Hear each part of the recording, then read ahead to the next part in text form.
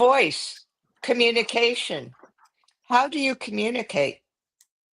Our voice is our main vehicle for communication. And what does your voice say about you? Does it tell people that you're confident? Perhaps you're relaxed. Are you arrogant, authoritative? The way your voice sounds and the way you present yourself to others is your first impression. And sometimes that could be hard to change. Also, throw artificial intelligence into the mix. Is that changing the way you communicate? Is your voice still important, or can AI be your voice? What do you think?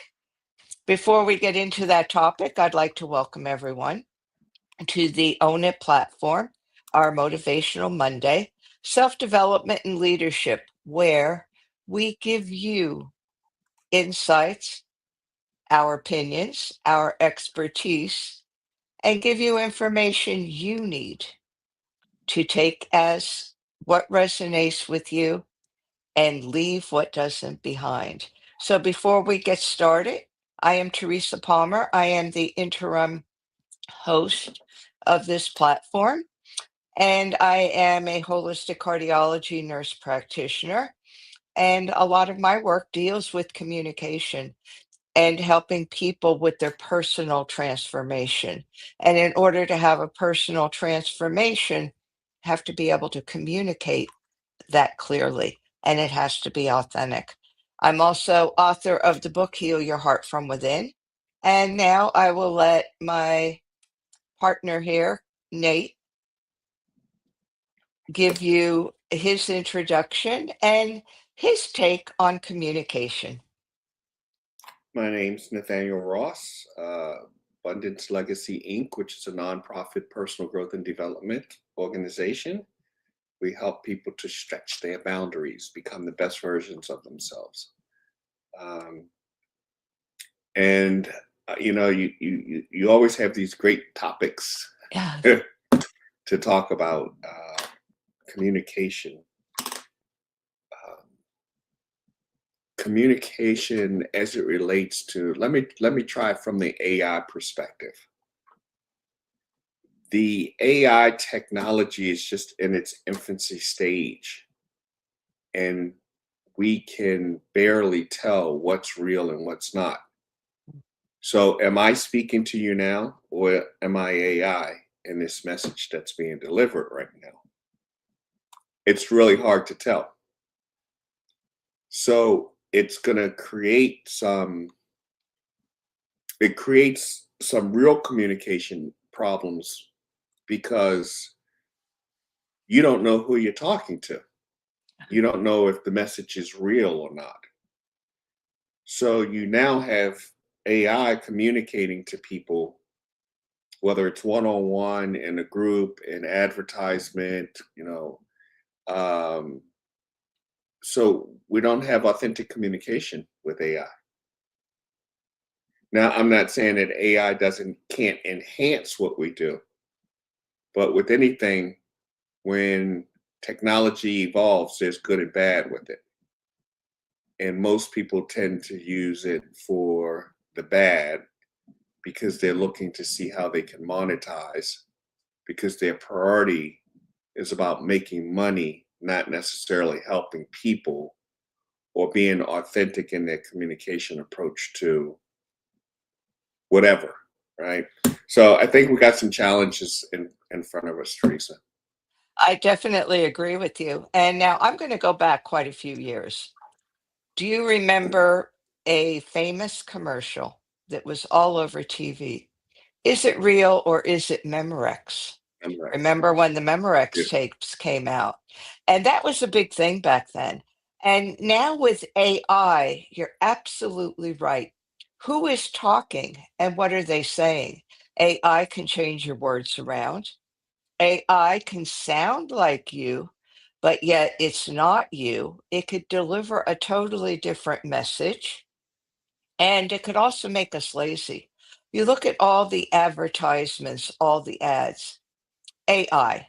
I saw someone's ad, and this person I knew from a group Hadn't seen her in a while, just know her through Zoom and through the group. And she was launching some sort of business, some sort of coaching. And she had this beautiful picture of her. And I thought, wow, she's really changed a lot.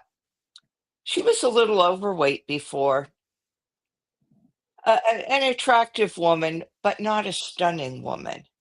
And all of a sudden, this picture I see is this stunning woman with this stunning body, with this stunning pose. And I thought, wow, she's really done a lot of work with herself because I'm a little bit naive. I'm not thinking AI.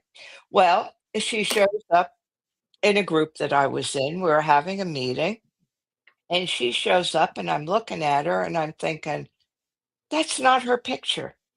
So I just politely asked her, I said, "Oh, I just love that picture of you." And she said, "Oh yeah, isn't AI great? It makes me look like the person that I want to be."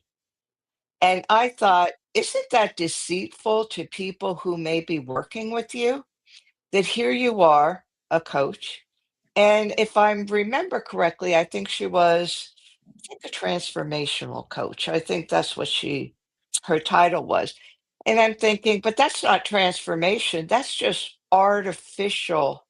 It's not natural. It's not who you are. And when people see the ad, they may think they're going to work with this person who has put it all together, who has really transformed themselves. And yet, when they see her on Zoom, that picture doesn't even match what she looks like. And I remember people that used to do that with book covers or book backs, I should say, the back page of the book, where they would take a picture of themselves 40 years ago and put it on the back cover of their book and wonder why their book didn't sell. And their book didn't sell because nobody knew who they were. They weren't being authentic. And I'm going back again a few years, and I remember at Barnes and Noble, I was going to a media type event. And what was said was, if you publish a book, you make sure you have a current picture because you're deceiving people if that picture is not authentically who you are. And when people realize that, they're not even going to buy your book because they're going to think of you as a fraud. And I don't think we think enough about that anymore. I think we're so caught up in doing so many things and just wanting to be these multitasking, overproductive people that we're just indiscriminately using AI, and we're not seeing the real effect that it has on the real us. Who are we? What is that message we're giving to people? How can we show people that we are authentic? How do we do that? Is it possible or is it now impossible? Do we just get lost in this world of make believe and fantasy? What's your take on that, Nathaniel? Well, I think that the pendulum's going to have to swing back eventually. And how do you put the genie back in the bottle? I don't know the answer to that. But we could forecast that what's happening with AI and the way people look, we could forecast that coming because there was Photoshop. People were doing the same thing with their pictures, making themselves look younger, thinner, with changing hair color, facial features, etc. So we knew that with AI, it was only going to get progressively worse. But it seems as though the business standard or the business industry lost its bearing along the way. Anything for the dollar. Um, and it's not only in business, it's across the board. If you've ever gone on a dating app and the people are putting their pictures up there, it's not them. And it's funny because I was with a friend today and we were walking by the mall, and he had met a woman on the dating service, and he goes, "Nate, help me find her." She was at work in one of the malls, And we're walking around and we're looking. I'm like, I don't see her. I mean, I'm looking at this picture and like, I don't see her. She was looking at us the whole time. So we ended up leaving, and she wrote to him and said, I saw you. You didn't come over and say hi to me. And we're like, didn't see you. And when she sent an updated picture of herself, it wasn't her. Oh, And I'm like, wow, no wonder we couldn't find you, because who you are is not who you sent the picture of. But it had so many different filters and mhm. changes and all of that. But that's very commonplace now. So people are meeting people that aren't who they say they are, don't look, sound, and it's across the board, not only with looks of facial and size, it's even credentials. There's Oh, we so much fake stuff out there that nobody can really tell what's real. Who should I be listening to? What's authentic? But I think one of the things that does happen is that when people who have common sense meet the person and have that encounter, they know that this person has not been authentic with me, and they take their business elsewhere, oh, or yeah, they take the relationship somewhere else, right?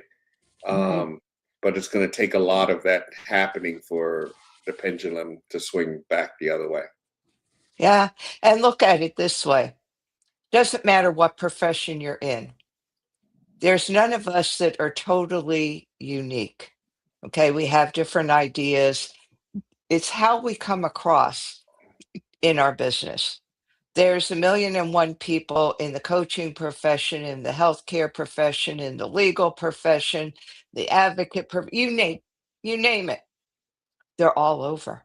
So Yep. how do you stand out in what you offer people in your message? It takes a lot to do that. And it takes really being authentic. It takes having a message that people resonate. And it also has to do with being able to connect with your specific group of people that are interested in what you have to say. If you're Yes. a real estate attorney, people that aren't buying a home or aren't interested in any of those commercial transactions, they're not going to go to you. So, it just, I think the point I'm trying to make, I'm getting a little off track here, but the point I'm trying to make is like you said, we're kind of into everything. Everybody feels that they could be successful without really doing the work.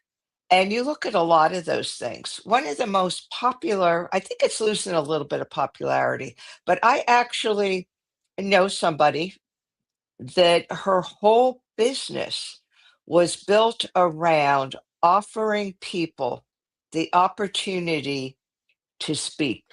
And this was in different parts of the world. Now, you had to pay for your own airfare, train fare, bus fare, boat fare, whatever. You had to pay for your hotel. And what she would do is set up in a room in a hotel, usually near an airport, a major airport, and you would go there and you would be able to speak. Now, the people you were speaking to were other people that came there to speak. That's who it was. There's sometimes some staff from the hotel, but you were allowed to speak on anything you wanted. There was no thing. If you were in the medical profession, you could speak about medicine.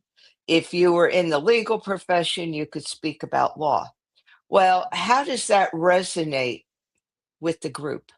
I mean, isn't the point of your message is to get the message out to the people who need to hear it and resonate with that? And yet, people in the audience, there may be 10 of them, there may be 20 of them, 30 of them, depending on how many people paid for the opportunity to speak. Now, for a long time, this person did well with that business because she said, everybody wants to be successful and everybody wants to say, that they're a speaker or an international speaker. And I asked her, I said, but are they really? And she said, people don't care about that. All they care about is the fact that they got up there to speak and they get a video of it. And I guess they don't show the empty chairs. But she said they'll use that video, they'll use it for whatever to promote themselves. And people think that they're very successful. And I thought, wow, that's really deceitful, but yet it was a legal business. And she said, I'm only capitalizing on what people want. She said, if they are really that hungry for success to pay $3,500, $5,000, $10,000, depending on where this place was in the world, to say they showed up and speak. She said, then who am I not to capitalize on this? And I thought, wow, that's losing popularity now because people are realizing that it's just not a matter of getting up there to speak. It's a matter of really having a message, of having an audience, of resonating with that audience. So look at that.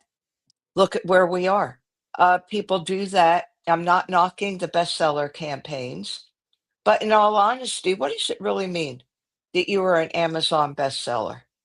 Even if it was for a day or a few hours. It means that at that point, a lot of people bought your book. A lot of times they bought your book because of marketing strategies, not because of what the book's message was. So I know there's going to be a lot of people out there angry now at this conversation because everywhere you turn, people are international and public speakers. People are international and number one best-selling authors, some of them with 20 and 30 books that they've published or self-published, and everybody's a doctor. So figure all that out. What does all that mean? And how do we really separate all those things? Now that everybody's mad at me, I'm going to turn it back over to you, Nathaniel. Why are you messing up the illusion? It's an illusion, and to some degree, it always has been. Um, you look at Hollywood, you look at the movies. Everything is about showing the bright side of, right? Even in like your TikTok and all the different videos you watch on. And I would tell people many years ago, hey, that's just somebody showing you 30 seconds of their life. They're not showing you the real life, you know. Um, I'll share a story with you because uh, I teach from a holistic and authentic perspective, and I had one guy that I was working with. Um, he loved to speak. He talked too much, to be honest, but he loved to speak, and he did well speaking. And so I started working with him, and he disappeared for a while, and then he came back. But he had a commercial that he wanted me to take a look at, and I looked at his commercial, and it had, he was saying how he went from not having anything to living this super rich life. And he's talking, and go get in his Rolls Royce, and then from the Rolls Royce he go get in his jet, and then from the jet he's out on the yacht, and all these beautiful ladies are out there surrounding him. And I'm watching it, and I was like, that's a good commercial, but it was nothing about it was true. And he spent $40,000 to Ooh, hire all the actors and to rent the cars and the boats and everything that he did. And so he called me and said, "What do you think?" I said, "Fantastic commercial, but that's all it is a commercial." yeah. And he goes, but," and I said, "How much money have you made off of that commercial?" And he goes, "Nothing." I said, "Okay, so now you know it was just a good commercial." Yeah.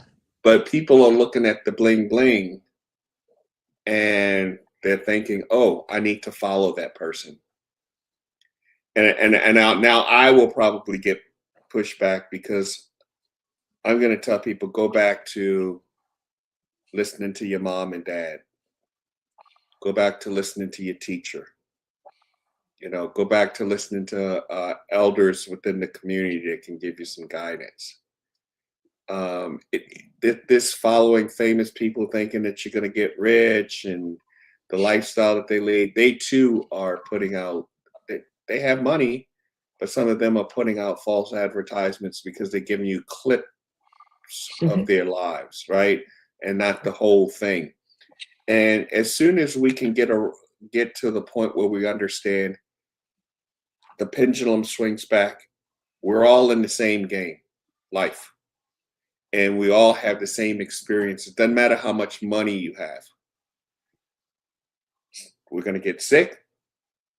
Some of us are going to die, or all of us will die eventually. We have relationship problems, any and everything that you can think of that comes with life. The famous people, the rich people, all have the same problems. And as long as people keep looking at it through this fantasy lens, they're going to be disappointed. Right.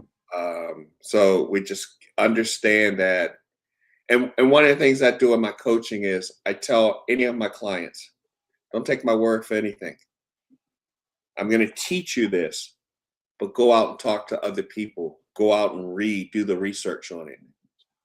And you figure out if it's right for you or not. Um, and I think that's how I make a lot of connections with my clients and businesses that I help, is through being authentic with them. I don't Yeah. know. I can only tell you what I know and what I experienced, what I've learned. But that's my journey. I can't tell you how to take your journey. Hopefully, something that I said, did in my book, or in conversation with them, the little nugget that they can put in the back, and it helps them out during that journey. But I'm not here as an expert to tell you how to live your life. I'm here to give you some tools and give you some information that may be beneficial, and that's if you use it the right way. Right. You know, Right. I think authenticity now more than ever is so important. Our voice, how we communicate, the impression we leave on people, yeah, because that's what really matters is, are we giving people a clear message? Are we giving people a truthful message as to what we could even help them out with? Or are we promising these fantasies because we ourselves have built a fantasy around us and built a success that really isn't an authentic success. And I'll give another story. Again, I'm going back a few years, and I did some yoga teacher training, and we're talking about 25 years ago that I did this. And I knew the person that I was taking this yoga teacher training with. I knew her personally. I knew what she did, how she taught yoga, places she had been. I knew her. And my friend and I, to support her, went into this class. So she sends a brochure, and this was back in the day when you put out flyers and brochures. And she sends everybody this brochure.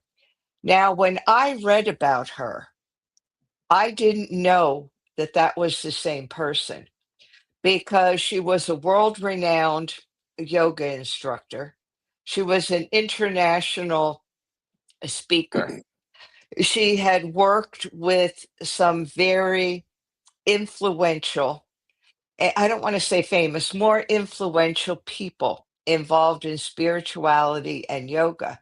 But the truth of the matter was that she was like an administrative assistant to one organization that hosted a lot of these things and hosted a lot of these influential people, but she wasn't a part of it, and she didn't know these influential people personal personally.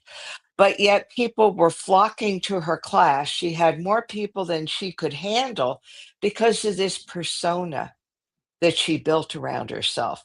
because everybody thought they were coming to work with this renowned international master of yoga. And that really wasn't true. Had she taught any international yoga? Well, one time she went to Canada to visit her aunt and uncle, and she taught a yoga class while she was in Canada visiting her aunt and uncle. Does that qualify you as an international renowned yoga teacher? I don't think so. But yet, that's what she billed herself as. Over time, people got to know that she was a fake, and she lost a lot because people knew that the persona that she was presenting was not really who she was. So I just offer that this has gone back a long time, that people find out who you are eventually. And when they find out if you're not authentic, you lose a lot. You don't only lose business, but you lose your integrity. And I think that's even more important than anything else, is that once you lose your integrity and people don't trust you, it's very hard to get that back again. So I think we need to be so mindful of how we communicate, of how we use AI, of how we present ourselves. Do we Yeah. want to be authentic, or do we want this fantasy that we're really somebody who we aren't, and just keep our fingers crossed that nobody finds out that that's not the real us? And yet social media promotes that also. Hmm. That also promotes it. You could buy followers. You could Yep. do anything that you want. And my parting words for people would be, think twice about what you're doing. How authentic are you? What do what do your I guess I don't know if credentials is the right word, because some of these aren't credentials, but some of these things that you have, whether they be academic credentials, whether they be credentials from going different places and doing things, whatever you're billing yourself as, is that really true? And is that really authentic? Or are you trying to puff yourself up and present yourself in a way that's not totally authentic? Because people will find out. It may take a while, but when they do, are you prepared for the fallout from that? And your most important asset, besides your voice, is your integrity. And now I'll turn it over to you, Nate, for your final words. Well, I mean, it's like I said, with everything being AI generated or photoshopped or uh, just fake, it's really hard for the average person to figure it all out, right? Um, I have on my website Jack Canfield with a quote, and people ask me, "Do you really know Jack Canfield?" And I go, "Yeah," and I can tell them the story of how we met. I can tell him the conversations that we had, and the actual quote that's on my site. It's I have it in his handwriting with his signature. Ah, yeah, Um, but people don't dig for that kind of stuff. They look at it and go, "Ooh, okay, I know that person," and you automatically get instant credibility, right? Um, and I think if we can remember back to uh, our school, early school days, whenever you wrote something, you had to have a supporting support. You had to support what you wrote. So if you had right, you write, you make a statement. Now you got to have the statement that underneath that supports that statement, and then the statement under that support that statement. So you're building up and right. you're showing the the evidence of how you came to whatever it is that your statement is. And we lost that a long time ago. So a lot of the things that we used to do, we've thrown away because of expedience, because of being impatient, wanting instant gratification. So there's a skill set that has been lost, um, that, or not taught, so people don't know. And uh, the, the world is in a sad state right now because there's 7 billion people, and out of the 7 billion people, 7 billion plus people, 95% of the population of the world are sheep. They're waiting for someone to tell them what to do, when to do, how to do it, as opposed to being critical thinkers and trying to figure out what the answers are for themselves and what works best for them. And that's across the spectrum in religion and politics, Mhm. in medicine and music. So people are, that 95% are looking for somebody to open their mouth and say something as a leader. And unfortunately, we got a lot of people that's opening their mouths that don't know what they're talking about, that are opening up and becoming the leaders. So you got the blind leading the blind. So we have to, again, it's going to get worse before it gets better. The pendulum will go back the other way, and when it does, there's going to be a lot of hurt people out there in that process. I agree with you. I think that the world is changing. If I dabble in astrology, as some people know. And if you look at astrology, Pluto is in Aquarius.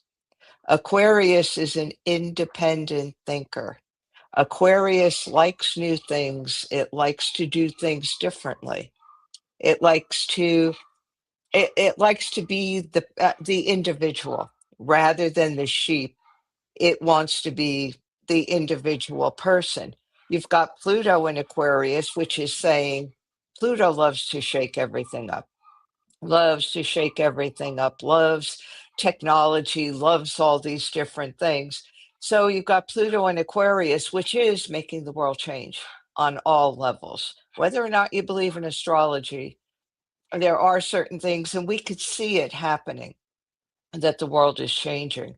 The big question is, are we going to become the individuals, or are we going to allow the technology, the following, the almost cult-like things, if you want to call it that, are we going to allow that to swallow us up? Or are we going to be the individuals that we were meant to be? Are we going to be authentic? Are we going to be truthful? And are each of us individually and then collectively going to become the new leaders? So, anything final that you have to say, Nate? Find somebody that you can trust, preferably someone that's a little older, a little wiser, that have some life experience, and humble yourself and ask for guidance. I think that's a great way to end. And I really believe that we're going to get a lot of comments and reactions from our conversation today, because I think we hit hard with a lot of things, but I think that's what we're here for. We're not here to sugarcoat things. I think we gave a very honest conversation. I think we've given our viewers a lot to think about. And I just think that it was a great conversation. I really enjoyed it today. Thank you for joining me. Thanks for And having me. perhaps maybe our next topic should be, are we losing our authenticity? So maybe we could let our viewers kind of hold on to that next topic. Thank you, everyone, for joining us today, and those that will be listening to the replay. Hope we gave you some food for thought. If we hit a little hard, hey, what did they say? If you're pushed down, you get back up and you become the person that you want to become. Goodbye, everyone.